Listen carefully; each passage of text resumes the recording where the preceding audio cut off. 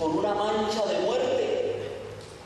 Porque para los que nos salvamos, dice el Apocalipsis, la copa, la sangre, es salvación. Pero esa misma sangre, para los que se pierden, es perdición. Entonces, lo mismo que puede salvarnos nos puede condenar. Mucho cuidado. Oiga lo que dice: examínese cada quien. Examínese ¿qué? Su conciencia. ¿Qué es lo que nos recomienda la iglesia como primer paso para la confesión? Examen de conciencia. Luego, dolor de los pecados. ¿Qué más? Propósito de enmienda. Se quedaron. Cuando vayamos a confesarnos, tenemos que ir y hacer todo un examen de conciencia. Señor, ¿cómo estoy delante de ti? Lo que estoy haciendo, lo que estoy viviendo, ¿realmente es conforme a tu voluntad? Y cuando venga a recibir la Eucaristía, yo debo de hacer un examen de conciencia. Si he pecado mortalmente o si he pecado venialmente. Si he pecado venialmente, yo le pido al Señor y le pido a todos. Por eso decimos: yo reconozco ante ustedes que he pecado mucho. Porque Pablo recomienda: oren los unos por los otros. Pero yo reconozco ante ustedes que he pecado mucho de pensamiento, palabra, obra y omisión. Por mi culpa, por mi gran culpa. Por eso ruego a Santa María siempre, a los ángeles y a los santos, y a ustedes, hermanos, que oren por mí. Cuando nosotros iniciamos la misa, es un momento de preparación para disponer nuestro corazón, que también tiene pecado, solamente que no es mortal, pero es pecado. Y yo tengo que pedirle a Dios misericordia, que me limpie de esos pecados para poder venir al altar. Por eso es tan importante que usted reciba la misa desde el principio. Porque cuando usted no recibe la misa desde el puro principio y la agarra ya cuando está el Evangelio, como dice Mateo, no ha hecho usted el acto de contrición, no se ha arrepentido de sus pecados, ¿cómo entonces puedo yo realmente llegar hasta el altar? Bueno, examínese pues cada quien, porque el que come y bebe del cuerpo y la sangre del Señor indignamente, que se come su propia condenación. Oiga, si Pablo estuviera hablando de forma simbólica, como dicen en algunos grupos por ahí, si Cristo estuviera hablando de que es una representación, de que es algo así como espiritual, ¿por qué me voy a condenar yo por un simple simbolismo? Les voy a poner el siguiente ejemplo. Imagínense usted que yo agarro la foto del Padre Arturo. Resulta que agarro una foto del Padre Arturo y la tiro al suelo y la empiezo a machucar, la empiezo a majar. Posiblemente muchos de ustedes se ofendan y cuidadito y salgan con un ojo morado, pero no me van a condenar por hacer eso. No me van a llevar a la cárcel por haber aplastado una simple foto, porque es una representación, es un símbolo. Pero si a mí se me ocurre tocarle un solo pelo al Padre Arturo, hacerle cualquier daño, ofenderlo, ahí sí recibo condenación. Las autoridades me llevarán preso y me condenarán, porque no estoy ofendiendo un simbolismo, estoy ofendiendo una persona real. Cuando yo vengo a la Eucaristía indignamente, no estoy ofendiendo un simbolismo, estoy ofendiendo a la misma persona de Cristo, en cuerpo, sangre, alma y divinidad. Mucho cuidado, hermano. Y aquí yo quiero hacer una exhortación a todos, porque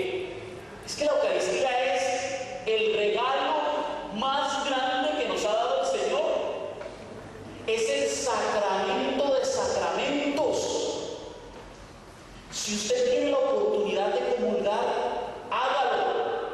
Nunca se quede ahí sentadito. Si usted puede comulgar, hágalo. Si lo que le falta es una confesión, hágalo. Vale más la pena llegar vergonzoso, porque da vergüenza. Esa es la verdad.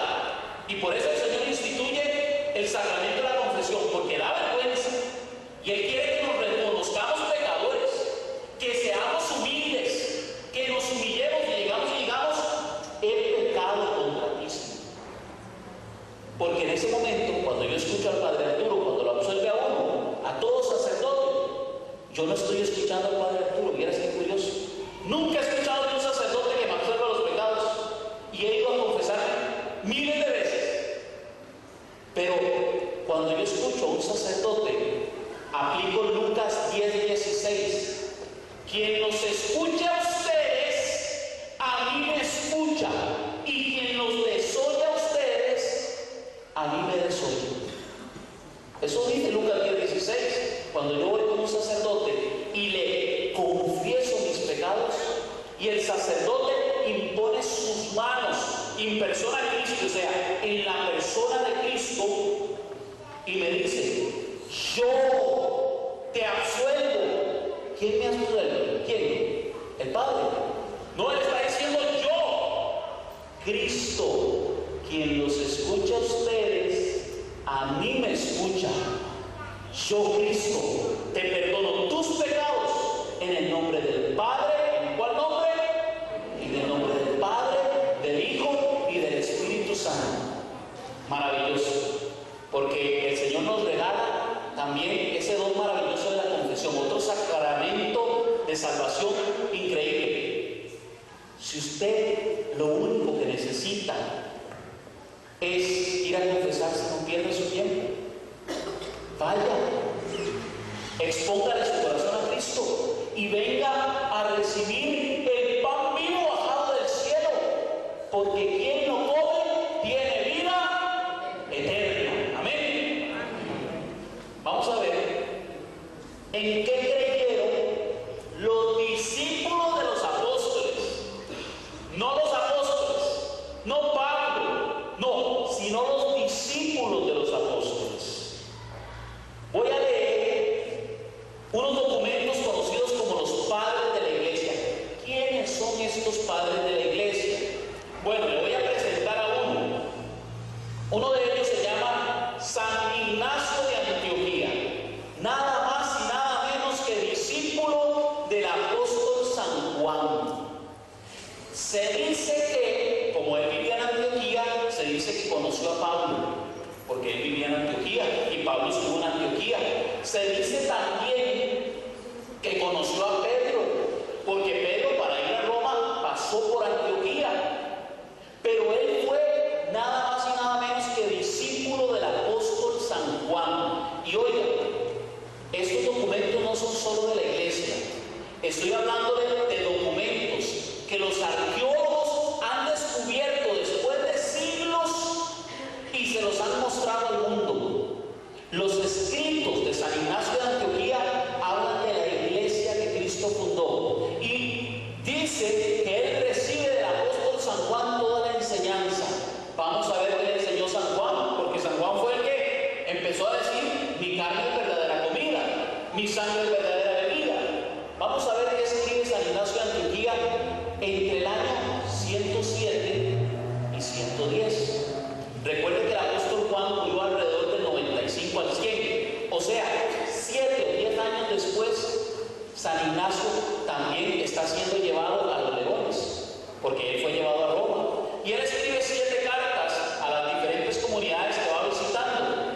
Una de ellas dice lo siguiente: se abstienen porque no confiesan que la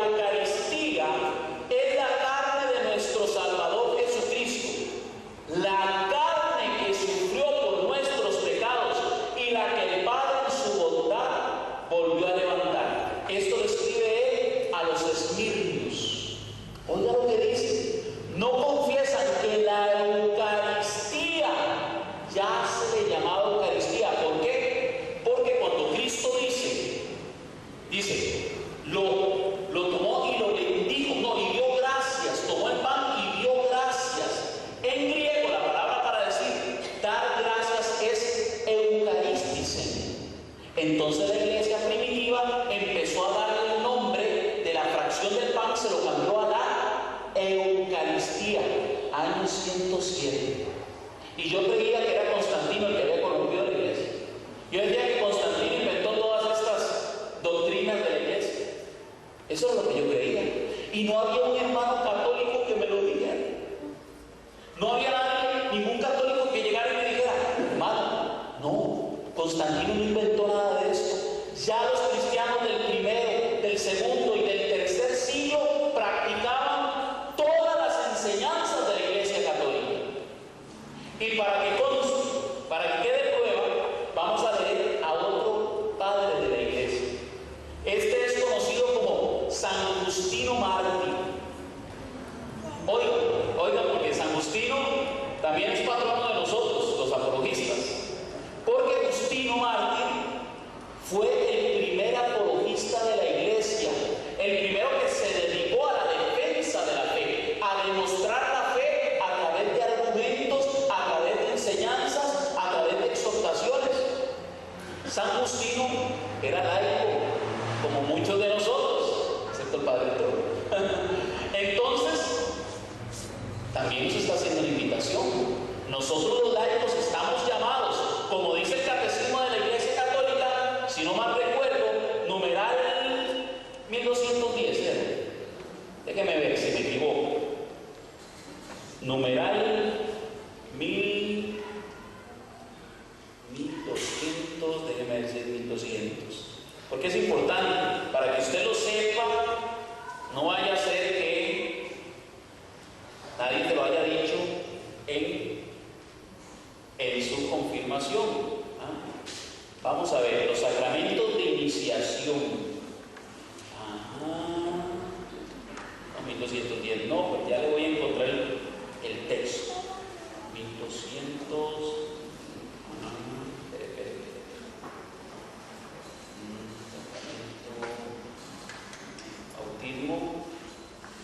Bautismo, todos los bautizados, levanten la mano. Eso. Ahora les voy a preguntar: ¿quién es confirmado? ¿Quién ha sido confirmado? ¿Ok? Bien, la confirmación. Ya casi. A ver. ¿Qué es 1280? Es importante que ustedes manejen. Aquí está. ¿Ve? Lo tengo un poquillo rayado, ¿no? Para que me resalte. Eso debe hacer usted con el catecismo. ¿Cuántos tienen el catecismo? Levanten la mano. Ok, noten que hay por lo menos un 20% que tiene el catecismo. Si usted quiere entender la Biblia, no hay mejor manual de explicación que el catecismo de la Iglesia Católica. Mis respetos.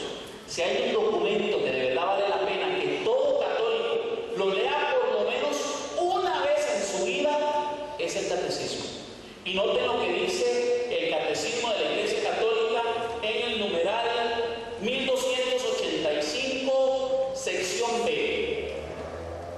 En efecto, a los bautizados, el sacramento de la confirmación los une más íntimamente a la iglesia y los enriquece con una fortaleza especial del Espíritu Santo.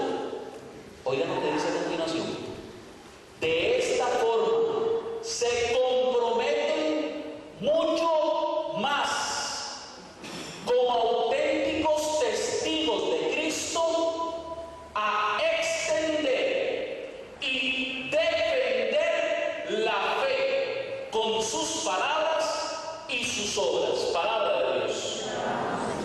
O sea que los católicos, los cristianos bautizados y en especial el confirmado está llamado a exponer y defender la fe. Ojo, no solo con sus palabras, también con sus obras, con su testimonio de vida.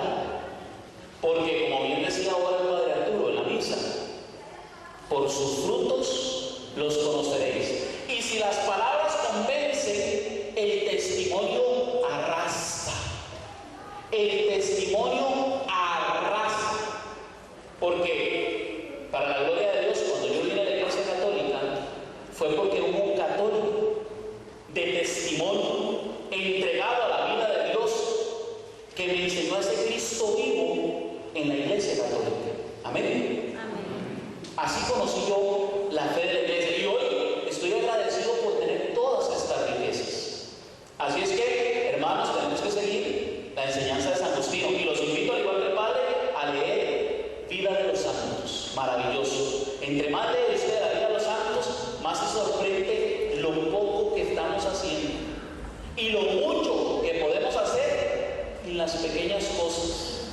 Porque, por ejemplo, San Martín de Porres se ganó el cielo, dicen, con la escoba. Con las pequeñas cosas. Y decía un santo, no recuerdo ahorita quién es, creo que era el mismo San Martín de Porres, decía que había que hacer, para ser santo, había que hacer lo ordinario de forma extraordinaria. O sea, si yo barro, no barro como todos, por encimita, por donde pasó la suegra. No, si yo voy a barrer el templo, barro bien, lo hago de forma extraordinaria, me esmero en dejar este piso que quede brillante. Y por ahí vi que el Padre pues necesita mucha ayuda, ¿verdad? Yo lo veo que corre y se mueve y deberíamos de tener más laicos ayudándole, laicos comprometidos de verdad con la iglesia, con la fe, y diciéndole: Padre, aquí estoy, ¿qué necesita que haga? Yo tengo manos, tengo pies, póngame a limpiar, no importa. ¿Qué necesita? Que le acomode el videobingo, que le ponga la pantalla. Lo que necesite, Padre, yo le ayudo. Tenemos que ofrecernos. El Padre necesita ayuda, ¿no, Padre? ¿A qué sí? Tiene gente que colabora, sí, también, para la gloria de Dios. Vean lo que dice San Agustín Omar. Llamamos a esta comida Eucaristía, y a nadie le es permitido participar de ella excepto el que cree que nuestra enseñanza es verdadera, porque no recibimos esto como pan común o bebida común, pero dado que Jesucristo, nuestro Salvador, se encarnó por la palabra de Dios y tuvo a la vez carne y sangre para nuestra salvación, así también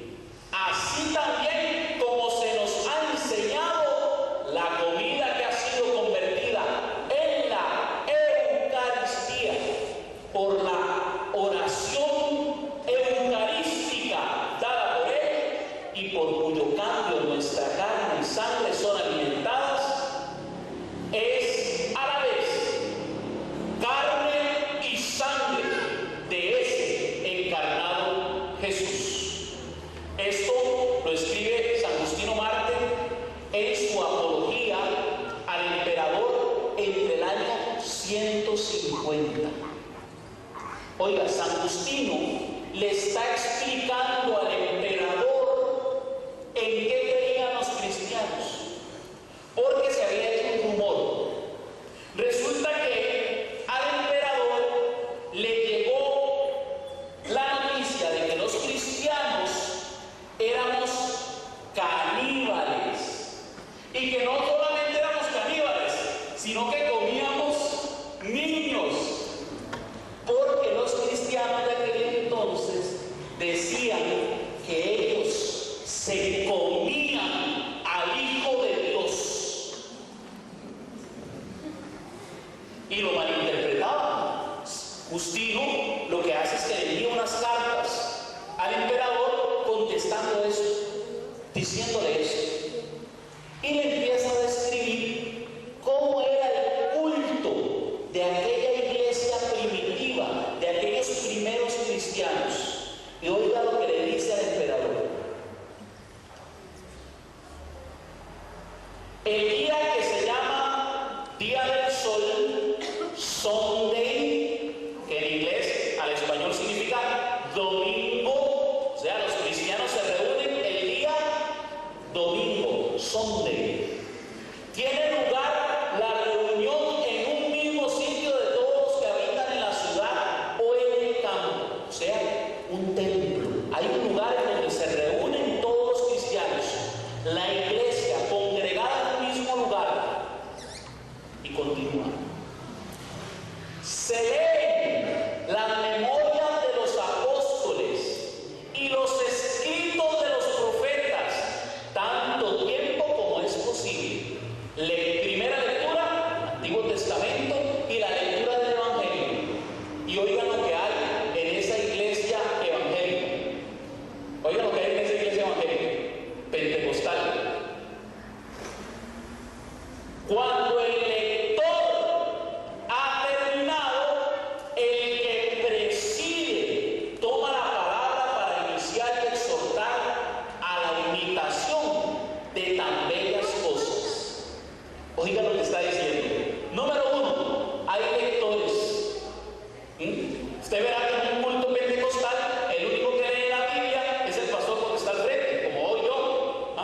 Si hay algún parecido, pues, ¿verdad? Es porque vengo por ahí también. Entonces, pero aquí hay lectores. Y oiga lo que dice: cuando termina el lector, el que preside, el presidente, el presbítero, que así era como se le llamaba en la antigüedad al anciano, o sea, anciano es el de mayor conocimiento, el de mayor sabiduría, el de mayor experiencia. No era la persona por las canas, no. Anciano se le llamaba a los representantes de Cristo, a los sacerdotes. Solamente que se tenía el título de presbítero.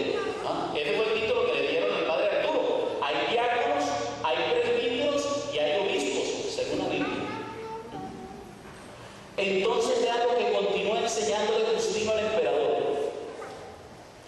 Luego nos levantamos todos juntos y oramos por nosotros y por todos los demás. ¿Cómo es que se dice en la misa? Nos ponemos de pie y todo el mundo se pone de pie. Oremos y todos entramos en oración. Oiga el culto que está enseñando Justino. Cuando termina esta oración, nos besamos unos a otros. A ese beso, conocido también, y lo leímos en el Evangelio en la segunda lectura del domingo. Pablo lo menciona, el ósculo santo, el beso santo, el saludo de la paz. Nos besamos todos, nos damos la paz.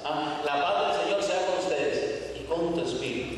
Entonces, sigue diciendo San Justino. Luego se lleva el que preside a los hermanos pan y una copa de agua y vino mezclados. Ustedes han visto, cuando el Padre está aquí celebrando la Eucaristía, toma un vasito con agua, le echa un chorrito al vino. Ahí es el momento en que se mezclan el agua y el vino. Dice, el presidente los toma y eleva alabanza y gloria al Padre del universo por el nombre del Hijo y del Espíritu Santo y da las gracias. ¿Cómo decía? Dar gracias, Eucaristía. Esta oración que se eleva al Padre del universo en el nombre de Cristo y por el Espíritu Santo, lo hacemos todos. En la misa también. Y continúa.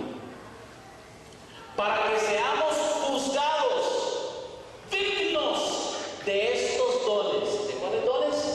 De la Eucaristía. El que come y bebe del cuerpo y la sangre del Señor indignamente come y bebe su propia condenación. Que seamos juzgados dignos de estos dones. Cuando terminan las oraciones y acciones de gracias, todo el pueblo presente pronuncia una aclamación diciendo amén. Cuando el sacerdote eleva la Eucaristía, el famoso gran amén que decimos todos juntos, es el que está describiendo en este momento San Justino. Y concluye él diciendo lo siguiente: cuando el que preside ha hecho la acción de gracias y el pueblo le ha respondido, los que entre nosotros se llaman diáconos distribuyen a todos los que están presentes pan y vino eucaristizados y los llevan a los ausentes. Para